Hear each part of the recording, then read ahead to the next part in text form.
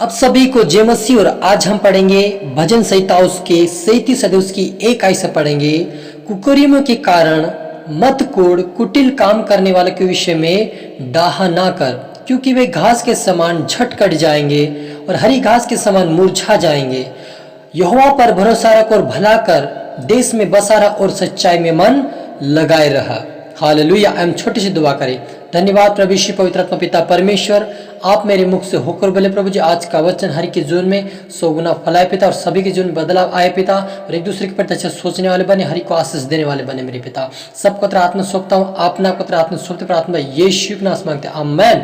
तो मेरे अजीजों, यहाँ पर लिखा है कि कुकर्मियों के कारण मत कूड़ो, और जो कुटिल काम करते उनके विषय में डाहा मत करो। हालेलुया। मेरे अजीजों, जब हम संसार में थे, हमारे जन विश्वास में नहीं था, उस समय हम बहुत सारे लोगों के विषय में डाहा करते, ये ऐसा है, वो व्यक्ति वैसा है, यहाँ की बातें वहाँ, वहाँ की बातें यहाँ। लेकिन जब हम परमेश्वर प्रभु यीशु मसीह को हम जान गए, प्रभु ने हमें सिखाया है कि तू कुटिल काम करने वाला और कुकर्मी के कारण मत कोड़, इसकी बातें वहाँ और वहाँ की बातें मत, एक दूसरे की चुगली मत खा, ना किसी के बारे में तो डाहा कर, क्योंकि वे लोग ऐसे हैं जो घास के समान कट जाएंगे और हरी घास के समान वे सूख जाएंगे। क्योंकि जो कोई एक दूसरे की चुगली खाता है, एक दूसरे की बदनामी करता है, एक दूसरे की परिवार में लड़ाई भरता है, एक दूसरे को विरोधी में खड़ा करता है, वो परमेश्वर उन लोगों को कहता है कि वो कुटिल लोग हैं। और ऐसे लोगों के बारे में हम जैसे धर्मी लोग, उनके बारे में हमें बुरा भला नहीं कहना चाहिए, हमें उनकी डाहा न कहना चाहिए, उनकी निंदा हमें नहीं करना चाहिए। लेकिन यहोवा पर भरोसा रख और भला कर, देश में बसा रहेगा और सच्चाई में मन लगाए रहो। हालेलुया। परमेश्वर ने हमें यह सिखाया है कि हम एक दूसरे का भला करें, यहोवा के ऊपर भरोसा रखें, उस सच्चाई के साथ उस यहोवा के ऊपर मन लगाना। हमें दुनिया को नहीं देखना है कि बहुत सारे लोग ऐसे भी हैं जो विश्वास में आकर भी उनका मन कमजोर हो जाता है और प्रार्थना करना छोड़ देते हैं, और संसार के अभिलाषों में आधा संसार में होता है, आधा विश्वास में होते हैं, उनके जीवन आधा अधूरा होता है, और वे दोनों तरफ चलते हैं, दोनों नाव में पैर रख के चलते हैं। लेकिन ऐसे लोग परमेश्वर कहता है कि वो कुटिल लोग हैं, वो कुकर्मी लोग हैं, और वे क्या करेंगे, घास के समान उनको काट दिया जाएगा। उनको हरी घास के समान जब पानी नहीं मिलता वो मुरझा जाते, वैसे मुरझा जाएंगे। लेकिन जो कोई यहोवा के ऊपर भरोसा रखता है, जो कोई भला करता है, जो कोई यहोवा पर मन लगाए रहता है, सच्चाई मन से उसको प्रार्थना दुआ परमेश्वर यहोवा के ऊपर, परमेश्वर के ऊपर भरोसा के साथ वो प्रार्थना करता है, यहोवा उसे छुड़ाता है और उसे आशीष और ब्लेसिंग देता है, और यहोवा को अपने सुख का मूल जान, और वे तेरे मनोरथों को पूरा करेगा। हालेलुया। मेरे अजीजों, हमें यहोवा को अपना, यहोवा के ऊपर हमारा भरोसा होना चाहिए। हमें दुनिया को देख के नहीं चाहिए कि दुनिया क्यों आशीष नहीं पा रहे। बहुत सारे लोग बोलते हैं कि वो इतने साल से विश्वास में, उनका जीवन क्यों ऐसा है, लेकिन उनको ये मालूम कि उनका जीवन चाल चलन कैसा है,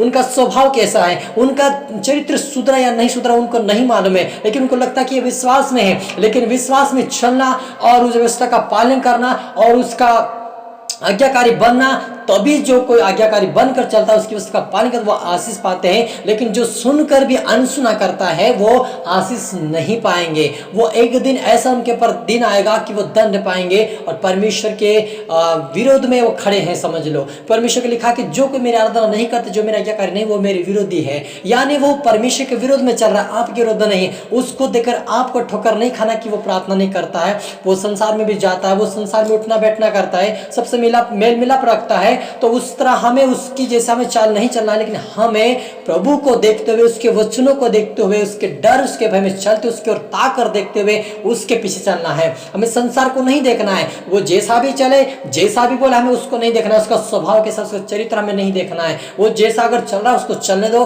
उसको अगर हमें लगे कि उसको कुछ सिखाना तो सिखाने वाली बात बोलो। अगर सुनता है तो ठीक, नहीं सुनता तो अपना रास्ता पकड़ो और प्रभु के वचन को में चलो, तो परमेश्वर के भवन में आप बसने पाओगे, परमेश्वर के आशीष को आप लेने पाओगे।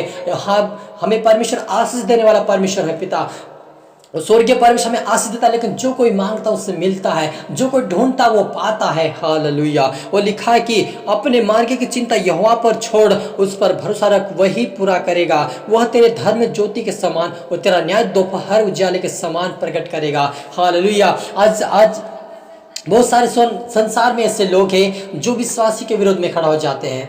तू ऐसा नहीं करता, तू वैसा नहीं करता, लेकिन उसको ये नहीं मालूम होता कि वो अगर सच्चाई पे चल रहा फिर भी उसके ऊपर पीछे काट कुट करेंगे। वो ऐसा चलता है, वो ऐसा कर, उसको कहीं भी वो जाते हुए देखते कि वो कहाँ घुसा है, किस कलाली में गया, कहाँ पर गया है, उसके ऊपर सारे संसार के लोग ध्यान देते हैं। लेकिन जो कोई अपना ध्यान परमेश्वर की ओर बढ़ाते हुए परमेश्वर की ओर ध्यान देते हुए उसके डर उसके भय में चलते हैं, परमेश्वर उनको छुड़ाकर आशीष करता है और उसका धर्म ज्योति के समान हो जाता है। और वो जो उसका न्याय करने का था वो परमेश्वर दोपहर के समान, उज्जवल के समान उसका न्याय को प्रकट करता है। जहां पर भी चाहेगा वो निर्दोष ठहरा जाएगा। दोस्तों, लोग लगाएंगे कि ये ऐसा करता वैसा करता, लेकिन एक दिन सच्चाई सामने आएगी मेरे अजीजों। तो आप पर मुझे दुनिया को देख कर डर नहीं कि वो मुझे वहां पर मुझे बहुत सारा इस समय में ऐसे लोग हैं जो दुनिया से डरते हैं और उनके विरोध में खड़ा हो जाते हैं, लेकिन हमें ऐसा नहीं करना चाहिए। हमें वचनों का फॉलो करना चाहिए। प्रभु यीशु मसीह के ऊपर भी बहुत सारे दोष लगाए गए कि चोर है, तो डाकू है, तो पापियों के संग खाता है, तो अपने आप को बचा, ऐसा वैसा बहुत सारी चीजें उसको कहा गया, लेकिन वो यीशु मसीह ने क्या किया, अनसुना कर दिया। तो भाई अजीज, जब हम सच्चाई पर चलते हर कोई हमारे पीछे आकर